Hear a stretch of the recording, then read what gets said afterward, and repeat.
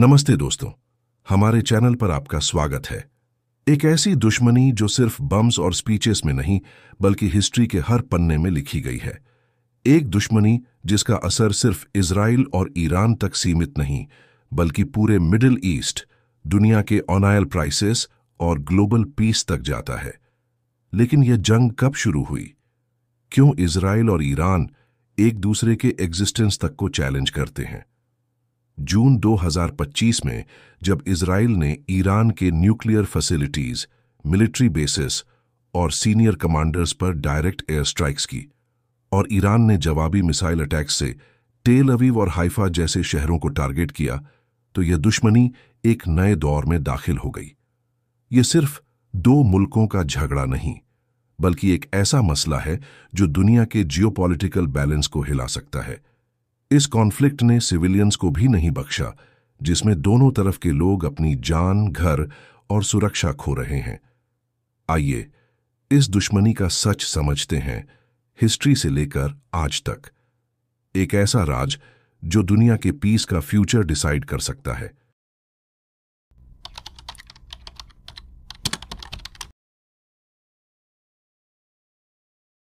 आज इजराइल और ईरान के बीच दुश्मनी इतनी गहरी है कि यह सोचना मुश्किल है कि कभी दोनों के रिश्ते दोस्ताना थे।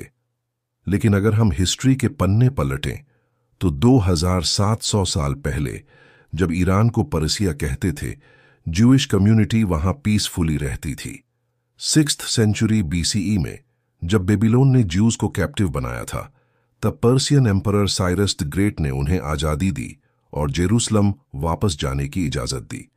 यह एक ऐसा इवेंट है जो ज्यूइश हिस्ट्री में सुनहरे अक्षरों में लिखा गया और साइरस को आज भी ज्यूइश टेक्स्ट्स में बहुत रिस्पेक्ट दिया जाता है। इसके अलावा पर्सियन एम्पायर के दौर में ज्यूइश कम्युनिटी पर्सिया के शहरों जैसे हमादान और सूसा में रहती थी और दोनों के बीच ट्रेड और कल्चरल एक्सचेंज होता था। एक और इम्पॉर्टेंट कहानी है क्वीन एस्थर की, जो पर्शियन किंग अहासुएरस की वाइफ थी और उसने अपने लोगों को हमान के जेनोसाइड प्लॉट से बचाया, जिसको आज पूरिम फेस्टिवल के रूप में सेलिब्रेट किया जाता है। यह सब बताता है कि एनिशिएंट टाइम्स में दोनों सिविलाइजेशंस के बीच एक गहरा और पॉजिटिव कनेक्शन था। लेकिन इस्लाम के आने के बाद ईरान एक इस्लामिक स्टेट बना और इजराइल एक ज्यूइश स्टेट, जो आइडियोलॉजीज के क्लैश का स्टार्टिंग पॉइंट था। यह आइडियोलॉजिकल डिफरेंसेस बाद में जियोपॉलिटिकल टेंशन्स में बदल गए, जो आज भी जारी हैं।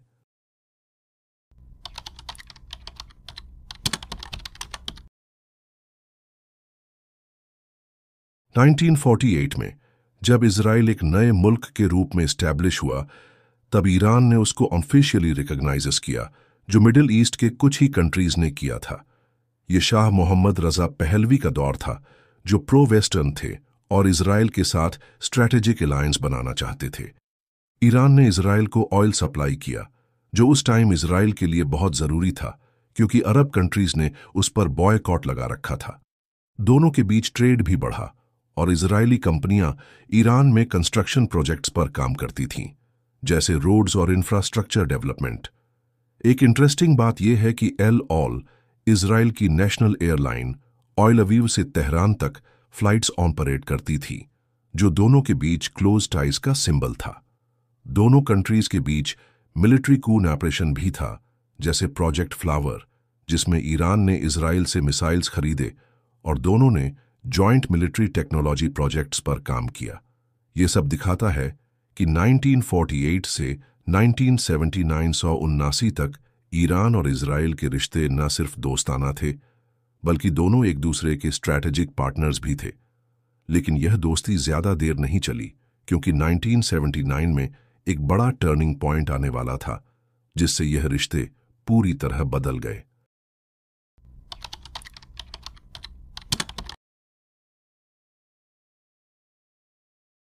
(1979) में ईरानी रिवॉल्यूशन ने ईरान और इजराइल के रिश्तों को हमेशा के लिए बदल दिया।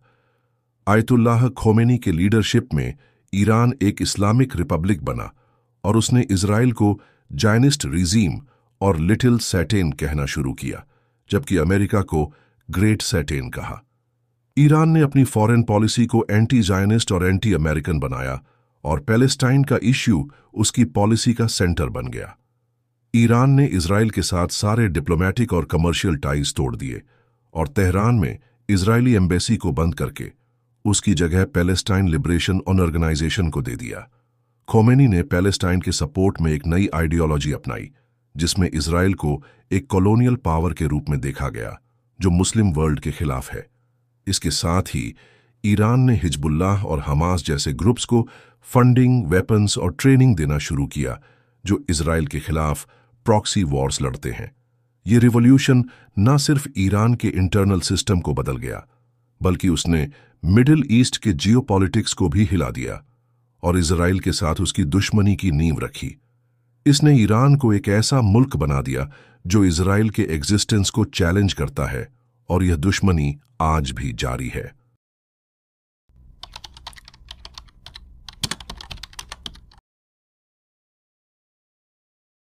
(1982) में जब इजराइल ने लेबनान पर इन्वेजन किया तब ईरान ने हिजबुल्लाह का फॉर्मेशन किया जो एक शिया मिलिशिया है और इजराइल के खिलाफ लड़ती है। ईरान ने हिजबुल्लाह को वेपन्स, ट्रेनिंग और फंडिंग दी जिससे यह एक पावरफुल फोर्स बन गया। हिजबुल्लाह ने इजराइल के साथ कई कॉन्फ्लिक्ट्स में हिस्सा लिया, सबसे नोटेबल 2006 का लेबनान वॉर जिसमें हिजबुल्लाह ने इजराइल पर थाउजेंड्स ऑफ रॉकेट्स फायर किए और इजराइल ने लेबनान पर हेवी एयर स्ट्राइक्स किए जिसमें दोनों तरफ के सिविलियंस को भी नुकसान हुआ। इस वॉर में लेबनान के इंफ्रास्ट्रक्चर को बड़ा नुकसान हुआ और इजराइल में भी सिविलियन कैजुअल्टीज हुए। ईरान का हिजबुल्लाह के जरिए इजराइल पर इनडायरेक्ट वॉर चलाने का स्ट्रैटेजी बहुत इफेक्टिव रहा है क्योंकि यह ईरान को डायरेक्ट कॉन्फ्लिक्ट से बचाता है। इसके अलावा ईरान ने हमास और पैलेस्टीनियन इस्लामिक जिहाद जैसे ग्रुप्स को भी सपोर्ट किया जो गाजा से इजराइल पर अटैक्स करते हैं। हमास के रॉकेट अटैक्स और टनल ऑपरेशंस में ईरान के वेपन्स और फंडिंग का बड़ा रोल रहा है। यह प्रॉक्सी वॉर्स ईरान की स्ट्रैटेजी का एक बड़ा हिस्सा है जिससे वो इजराइल को प्रेशर में रखता है बिना खुद डायरेक्टली इन्वॉल्व हुए। यह स्ट्रैटेजी ईरान को रीजनल इन्फ्लुएंस बढ़ाने में भी मदद करती है, लेकिन इससे मिडिल ईस्ट में इंस्टेबिलिटी भी बढ़ती है।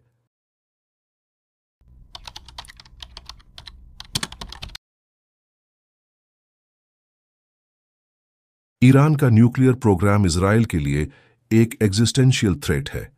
ईरान कहता है कि उसका न्यूक्लियर प्रोग्राम सिर्फ सिविलियन पर्पजेस के लिए है, जैसे एनर्जी प्रोडक्शन और मेडिकल रिसर्च, लेकिन इजराइल और वेस्टर्न कंट्रीज को शक है कि ईरान न्यूक्लियर वेपन्स बना रहा है।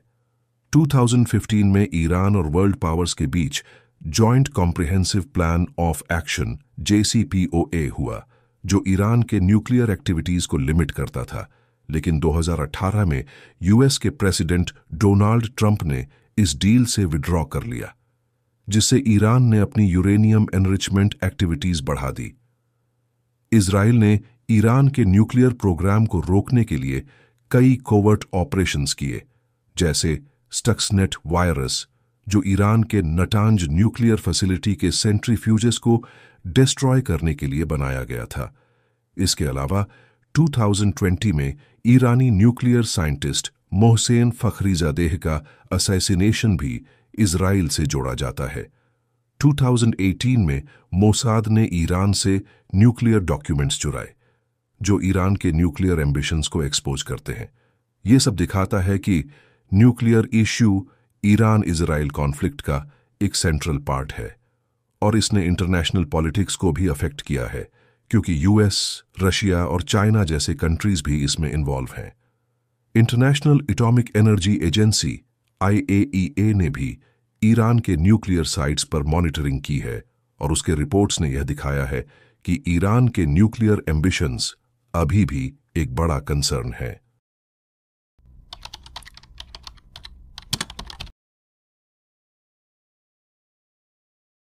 सीरिया सिविल वॉर जो 2011 में शुरू हुई, ईरान और इजराइल के लिए एक प्रॉक्सी बैटलफील्ड बन गया है। ईरान ने सीरियन प्रेसिडेंट बशर अल असद के रिजीम को सपोर्ट किया और हिजबुल्लाह के जरिए अपनी मिलिट्री प्रेजेंस सीरिया में बनाई। ईरान का एम था कि सीरिया के थ्रू एक शिया कॉरिडोर बनाए जो तेहरान से दमास्कस और लेबनान तक जाता हो। इस कॉरिडोर के जरिए ईरान अपने एलाइज को वेपन्स और रिसोर्सेज भेज सकता था। दूसरी तरफ इजराइल ने ईरान के इस प्लान को रोकने के लिए सीरिया में ईरानी बेसेस और हिजबुल्लाह के वेपन्स शिपमेंट्स पर हंड्रेड्स ऑफ एयर स्ट्राइक्स किए, क्योंकि वो गोलन हाइट्स के सिक्योरिटी को प्रोटेक्ट करना चाहता है। इजराइल का यह भी डर था कि ईरान सीरिया में अपनी मिलिट्री प्रेजेंस को परमानेंट करेगा, जो इजराइल के लिए स्ट्रैटेजिक थ्रेट है। रशिया, जो सीरिया में असद का एलाय है, दोनों साइड्स के बीच एक बैलेंसिंग एक्ट करता है, क्योंकि वो ना तो ईरान को पूरी तरह एलियनेट करना चाहता है और ना ही इजराइल के साथ कॉन्फ्लिक्ट। ये सब दिखाता है कि सीरिया सिविल वॉर ईरान और इजराइल के लिए एक स्ट्रैटेजिक बैटल ग्राउंड है, जहां दोनों अपनी पावर और इन्फ्लुएंस को टेस्ट कर रहे हैं। इस कॉन्फ्लिक्ट ने सीरिया के सिविलियंस को भी बुरी तरह अफेक्ट किया है, जिनके घर और जिंदगी तबाह हो चुकी है।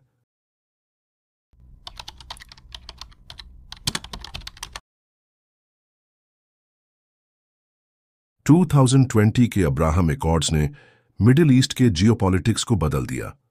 इस एग्रीमेंट के थ्रू यूएई, बहरीन और मोरक्को ने इजराइल के साथ डिप्लोमेटिक रिलेशंस बनाए, जो ईरान के लिए एक बड़ा झटका था। ईरान ने इसको मुस्लिम बिट्रेयल कहा और यह फील किया कि वो रीजनली आइसोलेटेड हो रहा है। अब्राहम एकॉर्ड्स का एक बड़ा रीजन था सुन्नी अरब कंट्रीज और इजराइल का ईरान के खिलाफ एक कॉमन फ्रंट बनाना, क्योंकि दोनों ईरान के न्यूक्लियर प्रोग्राम और रीजनल इन्फ्लुएंस से डरते हैं। ईरान ने इसका रिस्पॉन्स अपनी एंटी इजराइल रिटोरिक और प्रॉक्सी वॉर्स के थ्रू दिया और अपनी पॉलिसीज को और एग्रेसिव किया। इसने सुन्नी शिया डिवाइड को भी और गहरा किया, क्योंकि सुन्नी अरब कंट्रीज जैसे सऊदी अरबिया भी ईरान के खिलाफ इजराइल के साथ इनडायरेक्टली अलाइन हो रहे हैं। ईरान के लिए यह एक स्ट्रैटेजिक चैलेंज है, क्योंकि वो अपने रीजनल इन्फ्लुएंस को मेंटेन करना चाहता है, लेकिन अब्राहम एकॉर्ड्स ने उसकी पोजीशन को वीकन किया है। इसके बावजूद ईरान ने अपने प्रॉक्सी ग्रुप्स के थ्रू इजराइल पर प्रेशर डालना जारी रखा है, जो मिडिल ईस्ट में इंस्टेबिलिटी को और बढ़ाता है।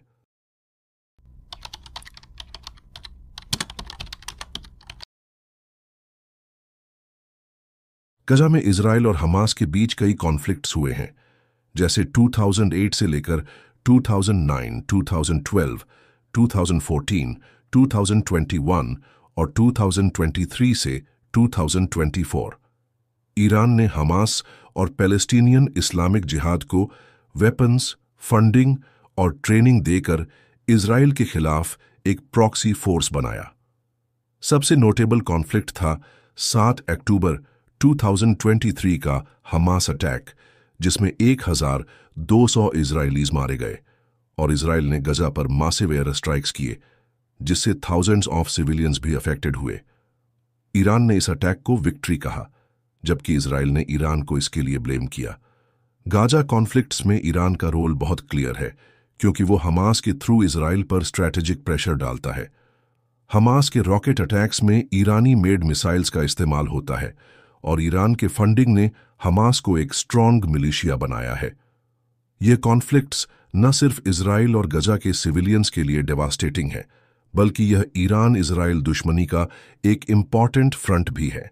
गजा के लोगों के लिए यह कॉन्फ्लिक्ट्स ने बेसिक नेसेसिटीज जैसे फूड, वाटर और मेडिकल केयर तक पहुंच को मुश्किल कर दिया है, और इजराइल में भी सिविलियंस को रॉकेट अटैक्स का खतरा रहता है।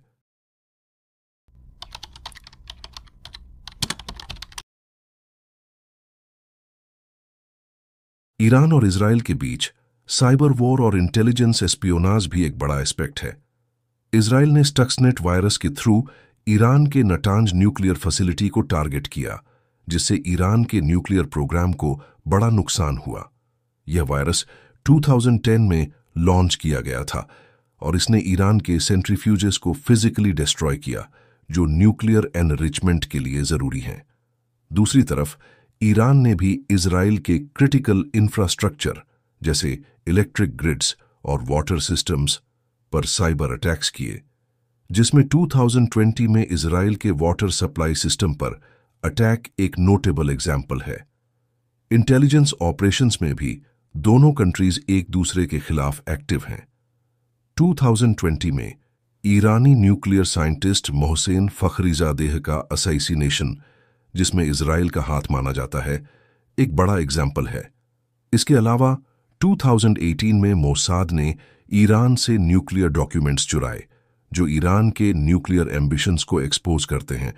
ये डॉक्यूमेंट्स IAEA के साथ शेयर किए गए, जिससे ईरान पर इंटरनेशनल प्रेशर बढ़ा। ये सब दिखाता है कि साइबर वॉर और एस्पियोनाज ईरान इजराइल कॉन्फ्लिक्ट का एक मॉडर्न और डेंजरस फ्रंट है जो दोनों कंट्रीज के स्ट्रैटेजिक कैपेबिलिटीज को टेस्ट करता है।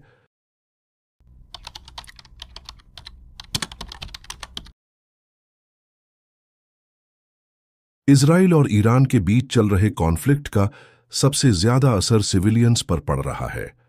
ईरान में इजरायली एयर स्ट्राइक्स ने कम से कम 639 लोगों की जान ले ली, जिसमें 263 सिविलियंस और 154 ईरान के सिक्योरिटी फोर्सेस के मेंबर्स शामिल हैं। एक US बेस्ड राइट्स ग्रुप के अकॉर्डिंग तेहरान के ताजरीश स्क्वायर में 15 जून को कम से कम 12 लोग मरे गए, जिसमें चिल्ड्रन और एक प्रेग्नेंट वुमन शामिल थी। इजराइल में ईरानी मिसाइल अटैक्स ने कम से कम 24 सिविलियंस की जान ले ली, जिसमें बटियम में 15 जून को 8 लोग मरे गए, जिसमें 3 चिल्ड्रन शामिल थे। तमरा, एक पैलेस्टीनियन टाउन में खतीब फैमिली को ईरानी मिसाइल स्ट्राइक में मार गया। ये कॉन्फ्लिक्ट दोनों कंट्रीज के लोगों के डेली लाइफ पर भारी पड़ रहा है। तेहरान में पैनिक और कंफ्यूजन का माहौल है क्योंकि इजराइल ने सिविलियंस को इवैक्यूएट करने की वार्निंग दी है। इजराइल के साउथर्न हॉस्पिटल और टेल अवीव के रेजिडेंशियल बिल्डिंग्स पर हमले होने से सिविलियन इंफ्रास्ट्रक्चर को बड़ा नुकसान हुआ है। लोगों को सिक्योरिटी, फूड और मेडिकल केयर की प्रॉब्लम्स का सामना करना पड़ रहा है। एमनेस्टी इंटरनेशनल ने दोनों कंट्रीज की अथॉरिटीज से सिविलियंस को प्रोटेक्ट करने के लिए इंटरनेशनल ह्यूमैनिटेरियन लॉ का पालन करने की अपील की है। इजरायली सिविल सोसाइटी ग्रुप्स ने अरब टाउन्स में शेल्टर्स ऐड करने की अर्जेंट डिमांड की है। साथ ही एग्नेस कैल्मर्ड ने ईरान में इंटरनेट और कम्युनिकेशन सर्विसेज को फुली रिस्टोर करने की डिमांड की है और arbitrarily detained human rights defenders को रिलीज करने की भी अपील की है। इस कॉन्फ्लिक्ट का ह्यूमन कॉस्ट बहुत भारी है।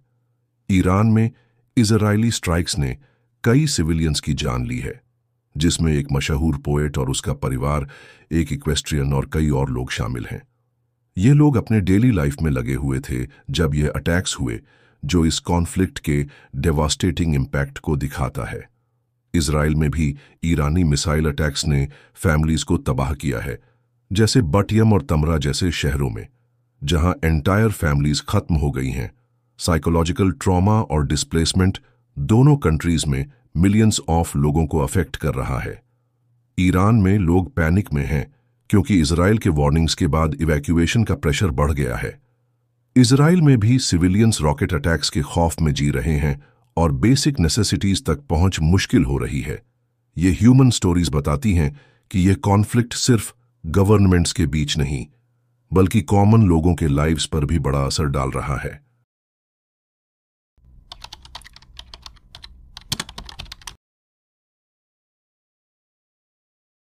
इंटरनेशनल कम्युनिटी इस कॉन्फ्लिक्ट को क्लोजली मॉनिटर कर रही है और कई कंट्रीज इसके इम्प्लीकेशंस से कंसर्न्ड हैं। यूरोपियन लीडर्स जैसे German chancellor Friedrich Merz diplomacy के जरिए डी एस्केलेशन की कोशिश कर रहे हैं। ईरानी foreign minister Abbas Araghchi Geneva में EU काउंटरपार्ट्स से मिलने वाले हैं, जहां निगोशिएशंस के पॉसिबिलिटीज डिस्कस की जाएंगी। लेकिन ईरानी ऑफिशियल्स ने अपनी निगोशिएटिंग पोजीशंस में कोई मॉडरेशन नहीं दिखाई है, जो डिप्लोमेसी के लिए एक चैलेंज है।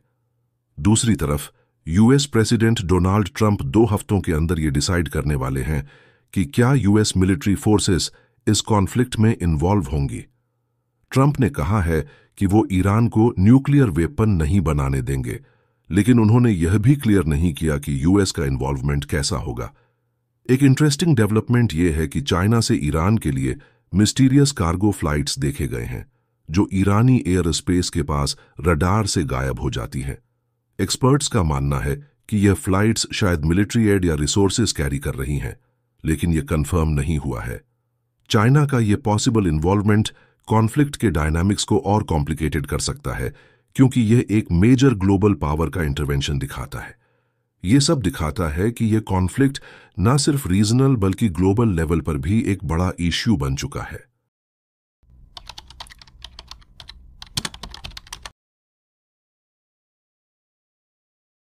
इजराइल और ईरान के बीच यह कॉन्फ्लिक्ट ग्लोबल इकोनॉमी पर भी बड़ा असर डाल रहा है, खासकर ऑयल मार्केट्स पर।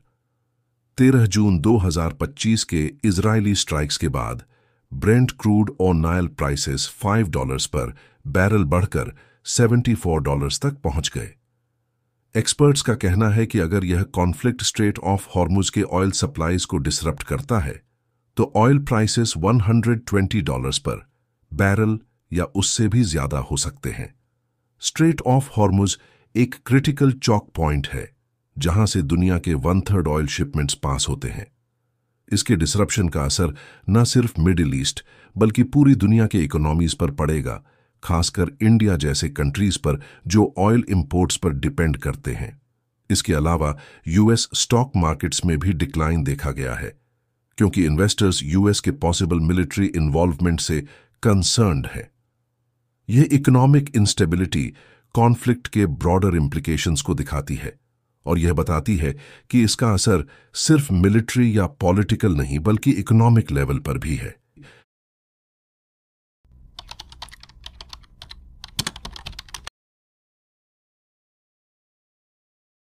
जून 2025 में इजराइल और ईरान के बीच कॉन्फ्लिक्ट अपने पीक पर पहुंच गया है। इजराइल ने 13 जून को ईरान पर सरप्राइज एयर स्ट्राइक्स किए, जिसमें न्यूक्लियर साइट्स जैसे नटांज, इस्फहान और फोर्डो, मिलिट्री बेसेस और सीनियर कमांडर्स को टारगेट किया गया। इन अटैक्स में 639 लोग मरे गए, जिसमें मिलिट्री टॉप इचेलॉन और न्यूक्लियर साइंटिस्ट्स शामिल थे। ईरान ने जवाब में ऑयल अवीव और हाइफा पर मिसाइल और ड्रोन अटैक्स किए, जिससे 24 इजरायली सिविलियंस मारे गए और 600 से ज्यादा लोग घायल हुए। ईरान ने इजराइल के साउथर्न हॉस्पिटल और ऑयल अवीव के रेजिडेंशियल बिल्डिंग्स पर भी हमले किए, जिससे सिविलियन इंफ्रास्ट्रक्चर को बड़ा नुकसान हुआ। International atomic energy agency IAEA ने कंफर्म किया है कि नटांज के अंडरग्राउंड एनरिचमेंट हॉल्स पर डायरेक्ट इंपैक्ट्स हुए हैं, लेकिन इस्फहान और फोर्डो में कोई बड़ा चेंज नहीं दिखा। वर्ल्ड हेल्थ ऑर्गेनाइजेशन के हेड टेड्रोस अधानोम घेब्रेयेसस ने न्यूक्लियर साइट्स पर अटैक्स के हेल्थ रिस्क्स के बारे में वार्निंग दी है। ईरान ने क्लस्टर म्यूनिशंस का इस्तेमाल किया, जिसे इजराइल ने सिविलियन टारगेटेड अटैक कहा है। 20 जून 2025 तक यह कॉन्फ्लिक्ट दूसरे हफ्ते में दाखिल हो चुका है और दोनों तरफ से अटैक्स जारी हैं। ईरानी मिसाइल्स ने इजराइल के साउथर्न हॉस्पिटल और ऑयल अवीव के रेजिडेंशियल एरियाज को हिट किया, जिससे 240 लोग घायल हुए हैं। इजराइल ने तेहरान पर और इंटेंस स्ट्राइक्स का ऑर्डर दिया है और ईरान के सुप्रीम लीडर को भी टारगेट करने की धमकी दी है।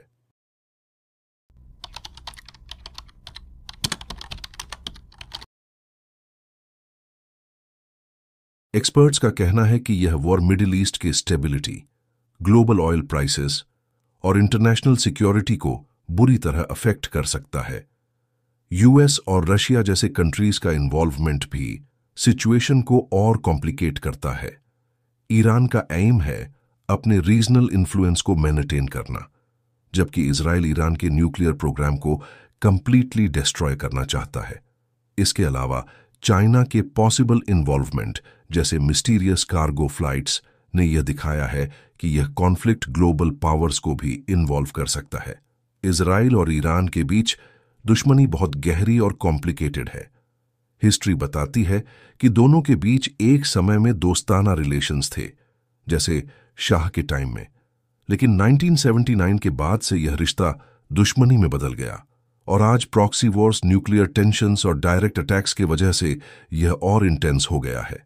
एक्सपर्ट्स के अकॉर्डिंग पीस तभी पॉसिबल है जब ईरान अपनी एंटी इजराइल आइडियोलॉजी को कम करे और इजराइल पैलेस्टीनियन इश्यू पर प्रोग्रेस करे। लेकिन अभी के लिए दोनों कंट्रीज के गवर्नमेंट्स के एग्रेसिव पॉलिसीज और रीजनल पावर स्ट्रगल के वजह से पीस दूर लगता है। फ्यूचर में क्या होगा ये टाइम बताएगा, लेकिन एक बात क्लियर है कि यह दुश्मनी अभी खत्म होने के आसपास नहीं है।